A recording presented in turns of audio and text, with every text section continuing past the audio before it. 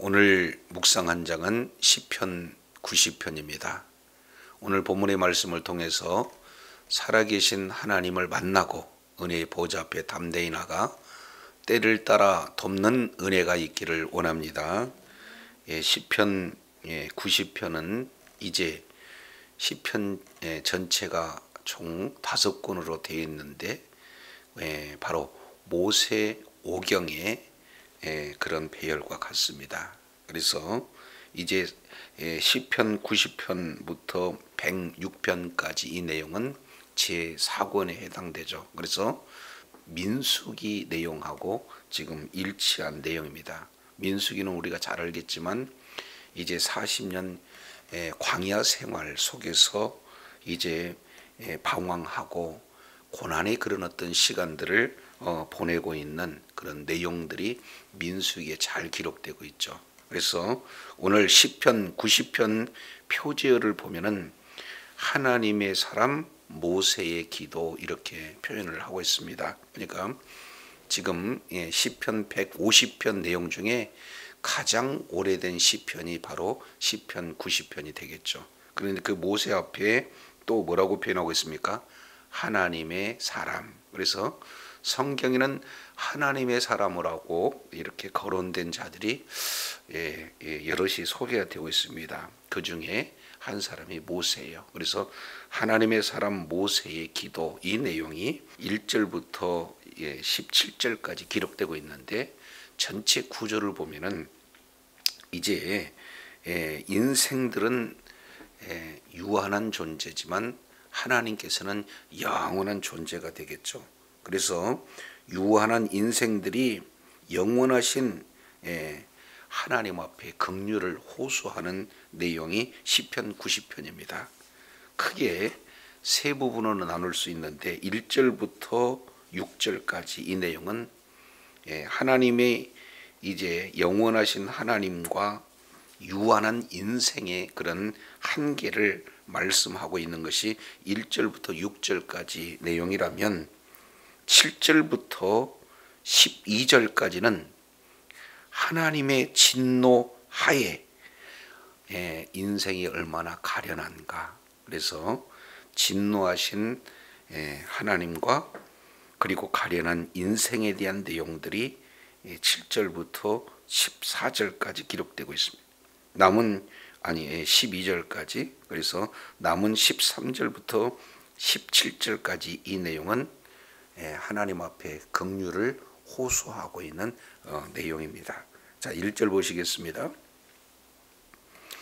지존 주여 주는 대대에 우리의 거처가 되게 되셨나이다. 지금 이렇게 지금 시편 기자는 고백하고 있어요. 그래서 지금까지 3권 내용을 보면은 하나님이여라고 이렇게 부르는 하나님에 대한 호칭이 주여 이렇게 지금 표현이 되고 있죠. 그래서 주님은 어떤 분이냐? 대대에 우리의 거처가 되셨다 이렇게 표현하고 있습니다. 거처는 함께 사는 장소죠. 집을 이렇게 말씀하고 있어요.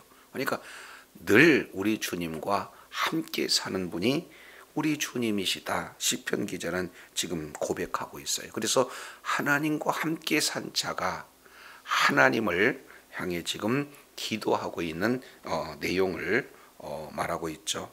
자, 그런데 2절 보세요. 그러한 하나님은 어떤 분인가? 2절 내용을 보니까 산이 생기기 전, 땅과 세계도 주께서 조성하기 전, 곧 영원부터 영원까지 주는 하나님이시다. 이렇게 표현하고 있어요. 그러니까 하나님은 영원부터 영원까지 계시는 하나님이에요. 시작도 끝도 없으신 분. 이걸 신약의 표현으로 보면은 어제도 있고 또 오늘도 있고 영원하신 하나님, 그러죠. 그래서 알파와 오메가 되시는 그런 하나님, 이런 말씀을 하고 있어요. 그런데 그 하나님께서 이제 두 가지 표현으로 하고 있죠. 2절 내용을 보니까 산이 생기기 전 그랬으니까 여기는 창조 전을 말씀을 하고 있고, 그리고 땅도 세계도 주께서 조성하시기 전 이렇게 변하니까 하나님께서는 창조사역과 조성사역, 영원부터 영원까지 계신 하나님께서 창조하시기 전부터 계시는 하나님, 영원한 하나님이라는 거죠. 그런데 반면 3절 내용을 통해서 보면 주께서 사람을 티끌로 돌아가게 하시고 말씀하시기를 너희 인생들은 돌아가라 하셨사오니. 그러니까 사람은 어쩐 존재냐? 하나님은 창조주 하나님이시고 사람은 이제 피조물에 해당되는 티끌과 같은 그런 존재다. 우리가 잘 알겠지만 이스라엘 백성들을 애굽에서 이제 인도해내는 그런 영도자 모세는 위대한 사람입니다. 그런데 그런 위대한 사람이다 할지라도 하나님 앞에는 티끌에 해당이 되어지는 내용이죠. 그러면서 사람은 이제 어떻게 되느냐? 하나님께서 돌아가라 하는 그런 말씀을 이렇게 하실 때 왔던 곳으로 다시 돌아가는 유한한 존재다. 그러니까 영원한 하나님과 유한한 인생, 이 내용을 2절과 3절 내용을 통해서 말씀을 하고 있어요.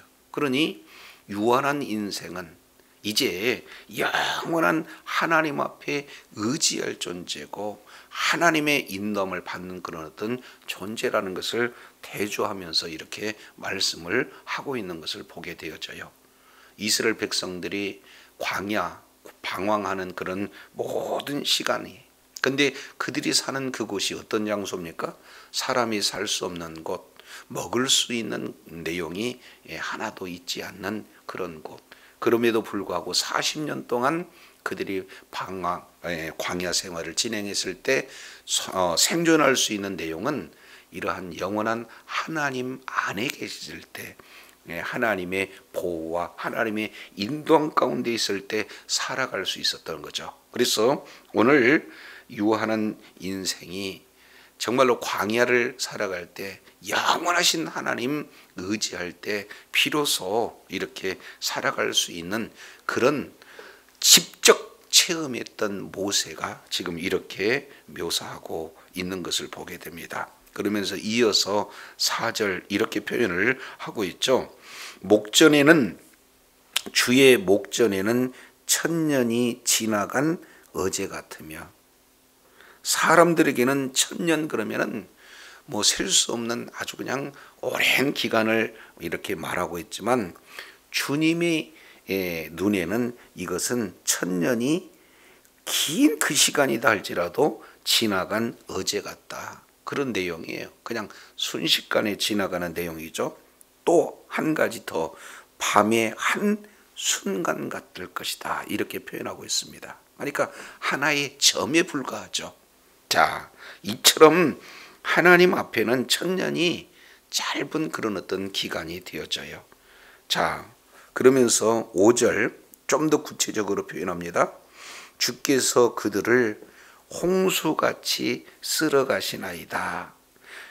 그래서 이제 여기서 홍수같이 쓸어간다 하는 이 내용은 홍해 사건을 배경으로 지금 말씀을 하고 있는 거죠. 그래서 주님께서 인생들을 이제 쓸어갈 때 그냥 홍수처럼 순식간에 쓸어가는 그런 어떤 내용들을 보게 됩니다.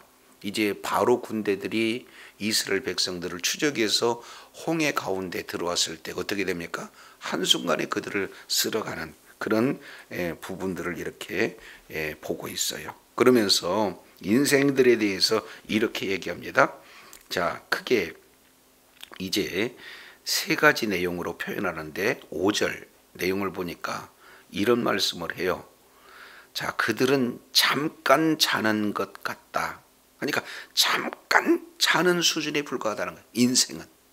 우리 하나님은 영원부터 영원까지 영원으로 계시지만 인생은 그냥 한번 잤다 하는 그 내용에 불과하다.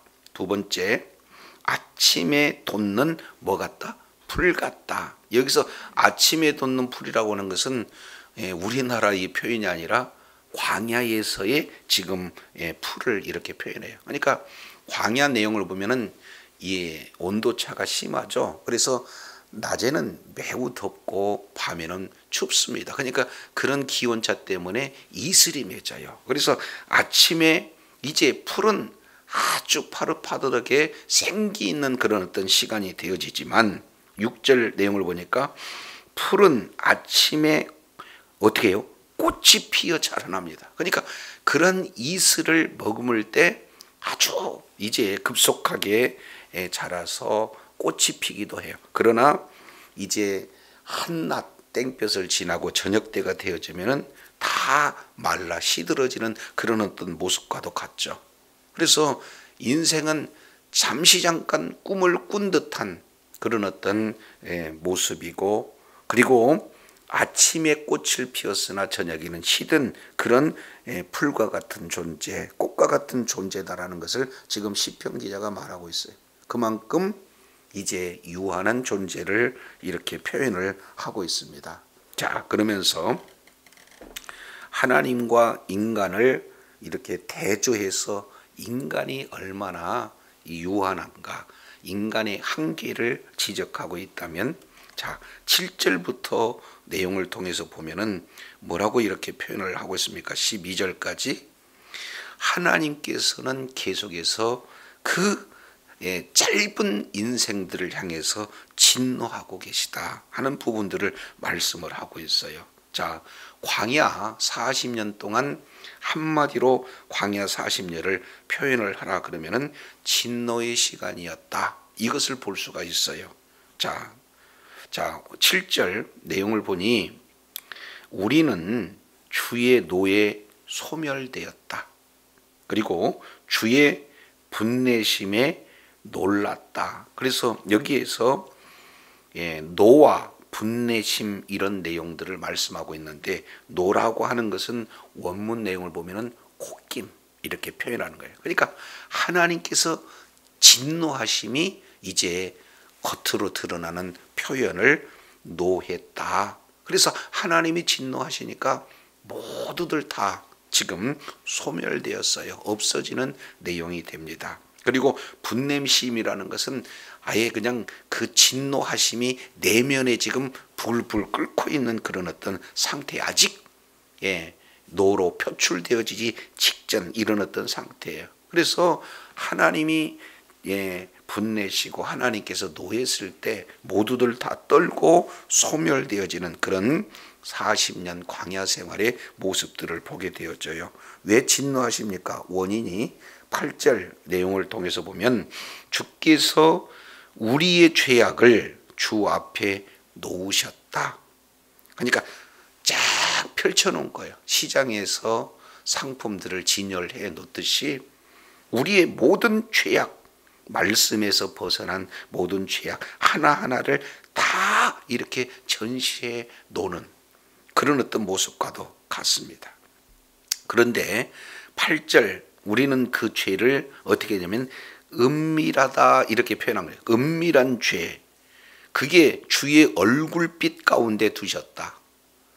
그러니까 빛 그러면은 어둠하고 이제 대비되는 요소죠. 우리는 은밀하게 꽁꽁 숨겨놓는다라고 이렇게 생각하는데, 인간에게는 유한한 인생에게는 그 죄악들이 숨겨지는 것 같지만 하나님 얼굴빛 앞에서는 뭐예요? 빛이 비추면은 어두움 속에 모든 것이 다 드러나듯이 우리의 은밀한 죄악들이 다 어떻게 되는 겁니까? 드러난다. 지금 이렇게 표현해요.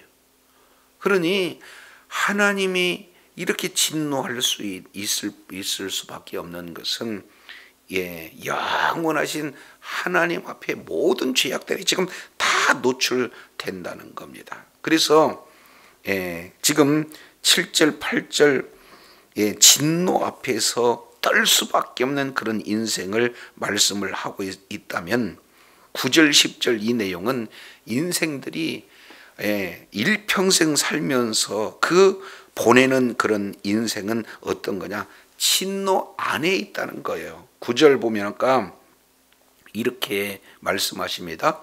우리의 모든 날이 주의 분노 중에 지나가고 우리의 평생이 순식간에 다하였나이다. 이렇게 표현하고 있습니다.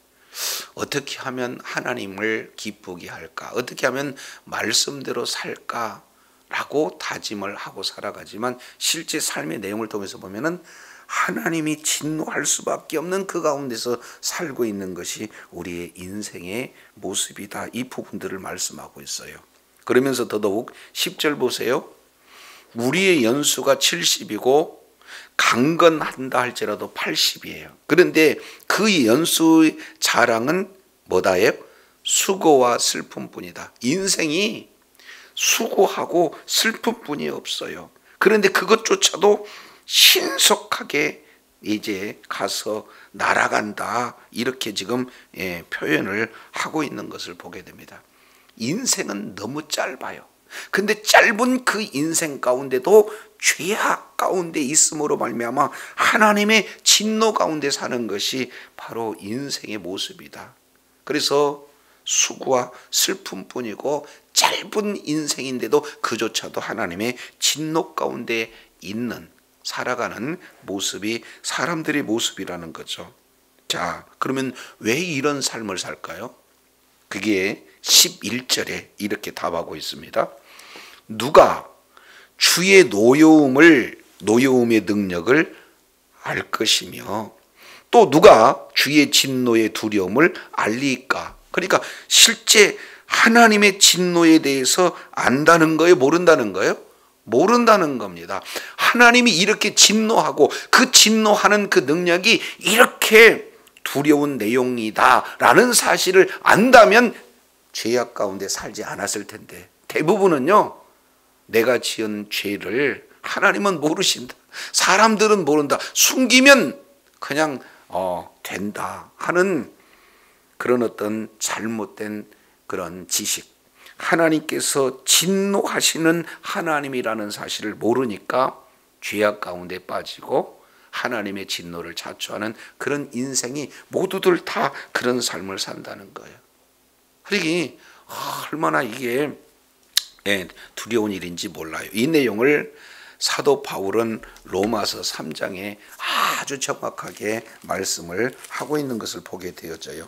3장 10절 이하 내용을 통해서 보면은 의인은 없나니 하나도 없다는 거예요. 깨닫는 사람도 없고 하나님을 찾는 자도 없고 선을 행한 자도 없어요. 모든 것이 다 이젠 목구멍은 열린 물이고 혀는 속임을 베풀고 입술은 독사의 독이 가득한 거예요. 이유는 왜 그렇습니까? 3장 18절 내용을 통해서 보니까 하나님을 두려워함이 없다. 모두가 다 죄를 지을 수밖에 없는 게 하나님을 두려워하지 못한다는 거예요. 그렇기 때문에 죄를 지을 수밖에 없고 하나님의 진노를 이렇게 받을 수밖에 없는 그런 존재다. 이렇게 말씀을 하고 있는 것을 보게 되어요. 그래서 오늘 이제 시편 기자 모세는 하나님의 사람 그랬잖아요. 하나님의 사람은 하나님의 말씀에 붙들린 인생입니다. 하나님의 말씀을 소유하고 그 말씀대로 살려고 몸부림쳤던 지금 모세는 하나님 앞에 간절히 기도하고 있는 내용이 12절 이렇게 표현을 하고 있죠. 자, 우리에게 우리의 날 계수함을 뭐하소서? 가르쳐 주소서. 지혜의 마음을 얻게 하소서. 이렇게 표현하고 있습니다.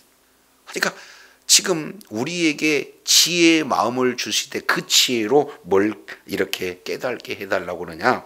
우리의 날이 얼마나 되는지 계수할 수 있도록 해달라는 거예요. 이게 얼마나 중요한지 몰라요. 자, 이제 많은 사람들은 영원히 살 것으로 사실은 착각도 하고 이렇게 오해도 하면서 살아가지 않습니까? 그런데 어느 날 갑자기 아주 건강한 사람이 이제 이를테면 사형 선고를 받아요. 당신의 이제 일생은 단 6개월 뿐이 없습니다. 이것을 모르고 살았던 사람들은 지금까지 영원히 살 걸로 생각했는데 6개월뿐이 남아지 않았다 그러면 이분은 어떤 자세로 살아갈까요? 하루하루가 얼마나 소중한 그런 어떤 시간이 되겠어요. 심판대 앞에 설 수 있는 그런 기간이기 때문에 어떻게든지 말씀대로 살려고 애를 쓰고 더 많이 기도하고 더 많이 찬양하고 더 많이 전도하는 그런 어떤 삶을 살지 않겠습니까? 그러니까 지금 저도 여러분도 영원히 살 수 있는 그런 존재가 아니고 이제 우리의 날이 하나님 앞에 얼마나 남았는가 이런 내용들을 정확하게 계수하면서 산다면 하루하루를 이런 죄악된 하나님의 진노를 끌어당기는 그런 삶을 살 수 없기 때문에 하나님 지혜의 마음을 주세요. 그리고 그 지혜로 우리의 날이 정확하게 얼마나 있는지 이 내용들을 계수할 수 있는 그런 어떤 자가 되게 해달라고 간절히 기도하고 있는 것을 보게 되어집니다. 자, 그러면서 13절부터 하나님 앞에 호소하는 내용이 소개가 되고 있죠. 여호와여 돌아오소서. 모세의 특유의 표현입니다. 여호와여 돌아오소서. 이 내용이 3절에도 똑같이 표현하고 있으면 돌아오소서 이렇게 표현하고 있는 내용이에요. 왔던 곳으로 다시 돌아가는 거죠. 지금 하나님께서는 본래 사랑의 하나님인데 그 죄악 때문에 지금 진노하고 있지 않습니까? 그러니 하나님 원래대로 돌아가게 해주세요. 우리를 불쌍히 여겨주세요. 긍휼히 여겨주세요 하고 호소하고 있는 그런 내용입니다. 그러면서 14절 이렇게 말씀하십니다. 아침에 주의 인자하심이 우리를 만족하게 하사 우리를 일생 동안 즐겁고 기쁘게 하소서 이렇게 표현하고 있습니다. 아침에 주의 인자하심, 여기서 인자하심은 변함없으신 하나님, 언약에 근거해서 주의 그 사랑을 지켜주심으로 아침에 이제 우리를 만족해 한다 하는 그 내용은 아침에 이슬이 맺히고 생명이 약동하고 이렇게 아주 소생되는 그 시간과 같이 우리 영혼을 그렇게 만족해 해달라는 거예요. 그래서 평생에 즐겁고 기쁘는 그런 어떤 삶을 살아갈 수 있도록 해달라고, 마치 가나안 땅이 그래서 젖과 꿀이 흐르는 가나안 땅에 놀라운 그런 은혜 가운데 거하게 해달라고 지금 기도하고 있는 겁니다. 15절 그러면서 괴롭게 하시던 날수 그리고 화를 당한 연수대로 우리를 기쁘게 하소서. 지금 이렇게 간절히 기도하면서 16절 17절 두 번 반복하고 있는 내용이 어떤 내용인가요? 자, 16절 주께서 행하신 일 그리고 주의 종들에게 나타내시고 주의 영광을 그들의 자손에게 나타내소서. 그러니까 하나님께서 사랑으로 우리들을 기쁘게 하시는 그런 하나님의 일하심이 주의 종들에게도 나타나게 하시고 그리고 주의 후손들에게도 계속해서 그런 일들이 나타나게 해주세요. 그러면서 이제 소망은 어떤 내용인가? 17절에 반복합니다. 주 우리 하나님의 은총을 우리에게 내리게 하사 우리 손이 행하는 일들을 우리에게 뭐하게 한다? 견고하게 한다. 다시 한번 우리 손에 행하시는 일을 뭐하게 한다? 견고하게 한다. 그러니까 견고하게 하소서, 견고하게 하소서. 그런데 그 견고한다라는 것은 흔들림이 없는 거예요. 우리의 손의 행사 모든 하는 일들이 다 견고했으면 좋겠습니다. 이 내용은 신약 성경 이 부분을 아주 잘 설명하고 있죠. 이제 모래 위에 지은 집이 있고 반석 위에 지은 집이 있습니다. 그런데 우리가 하나님 앞에 우리의 손으로 행하는 모든 행사가 흔들림이 없는 반석 위에 지은 집과 같은 그런 결실을 맺게 하시옵소서 하고 하나님 앞에 간절히 기도하는 거예요. 이 일은 어떨 때 가능한 겁니까? 내가 지금 하나님 앞에 남은 날짜가 얼마가 되는가, 이런 부분들을 깨닫고 이제 하나님 앞에 왔던 곳으로 돌아가서 하나님 앞에 모든 것을 다 하나하나 계수한다는 이런 사실을 알고 이제는 하나님 앞에 어떻게 하면 하나님의 기쁨이 되어지고 어떻게 하면 말씀에 합당한 열매를 맺는고 하는 그런 부분으로 이제 견고한 그런 모든 결실을 맺게 해달라고 하는 것을 지금 간절히 기도하고 있는 것을 보게 됩니다. 오늘 시편 90편 내용은 하나님은 영원하시고 우리는요 잠시 잠깐 왔다 가는 아주 이제 유한한 그런 인생에 불과하다. 그런 인생을 살면서 그 짧은 인생을 살면서 하나님을 기뻐하게 하기보다는 오히려 하나님의 진노 가운데 머무른 어리석은 인생이 우리들의 모습이다. 그러나 하나님이 지혜의 마음을 주셔서 우리의 지금 남은 그 짧은 시간이라도 계수할 수 있는 그런 지혜가 우리에게 임하게 되어지면 어떻게든지 주님의 기쁨이 되어지고 또 주님께서 허락하시는 그런 행사가 다 하나님의 사랑을 잊고 하나님의 은총 가운데 하나님의 말씀대로 순종하는 아름다운 결실 맺는 견고한 그런 신앙의 삶을 살아 하나님 앞에 영광을 돌릴 수 있다 하는 그런 내용으로 간절히 기도하고 있습니다. 오늘 시편 기자 모세가 우리 하나님 앞에 기도하는 것처럼 이제 우리 남은 인생이 사실은 그렇게 많지 않아요. 그런 어떤 상황 속에서 정말로 하나님께 인정받고 하나님께 칭찬받는 아름다운 결실을 풍성히 맺어 주님 앞에 영광 돌리는 복된 삶이 되어야 될 줄로 믿습니다. 기도하겠습니다. 하나님 아버지, 모세는 이제 짧은 그런 인생, 이제 70이요 강건해도 80인 그 짧은 인생을 살면서도 지나간 모든 삶의 내용을 보면은 이제 수고와 슬픔뿐이 없다. 하나님의 말씀에 불순종함으로 말미암아 죄 가운데 놓여서 그 죄로 말미암아 하나님의 진노를 이제 당기는 마치 이스라엘 백성들이 광야 짧은 기간을 살면서 하나님의 진노 가운데 모두가 다 이제 남김없이 사라졌던 그런 모습과 같은 인생을 오늘 말씀을 하고 있습니다.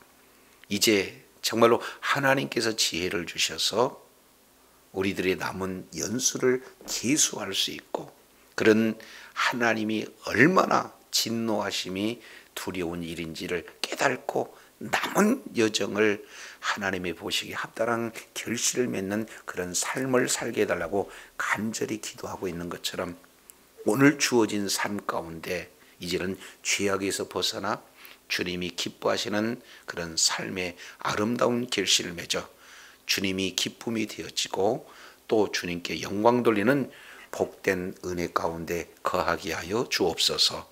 우리 구주 예수님 이름으로 기도드립니다. 아멘.